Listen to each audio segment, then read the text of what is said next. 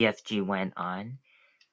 But the rules they is making do not shoot the little piggy wiggies. Am I right or left? Right, Sophie said. Giants is also making rules. Their rules is not shooting the human beings. Everybody is making his own rules to shoot himself. But you don't like it that those beastly giants are eating humans every night, do you? Sophie asked. I do not, the BFG answered firmly. When right is not making two lefts. Is you quite cozy down there in my pocket? I'm fine, Sophie said. Then suddenly once again the BFG went on into that magical top gear of his. He began hurtling forward with phenomenal leaps. His speed was unbelievable. The landscape became blurred, and again Sophie had to duck down out of the whistling gale to save her head from being blown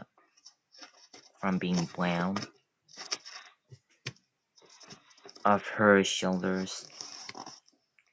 She crouched in a pocket and listened to the wind screaming past. It came knifing in through the tiny peephole in the pocket and whooshed around her like a hurricane. But this time the BFG didn't stay in top gear long. It seemed as though he had had some barrier to cross, a vast mountain perhaps, or an ocean or a great desert, but having crossed it, he once again slowed down to his normal gallop, and Sophie was able to pop her head up and look out once more at the view. She noticed immediately that they were now in an altogether paler country. The sun had disappeared above a film of vapor. The air was becoming cooler every minute. The land was flat and treeless, and there seemed to be no color in it at all. Every minute the mist became thicker, the air became colder, still, and everything became paler and paler until soon there was nothing but gray and white all around them. They were in a country of swirling mists and ghostly vapors. There was some sort of grass underfoot, but it was not green. It was ashy gray.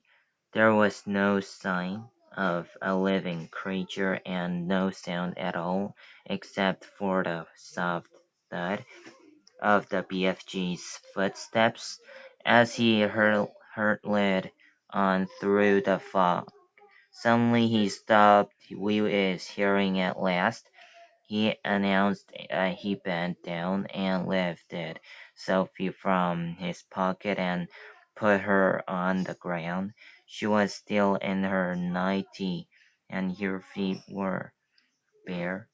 She shivered and stared around at the whistling, railing mists and ghostly vapors. Where are we? She asked. We're in Dream Country, the BFG said. This is where all dreams is beginning.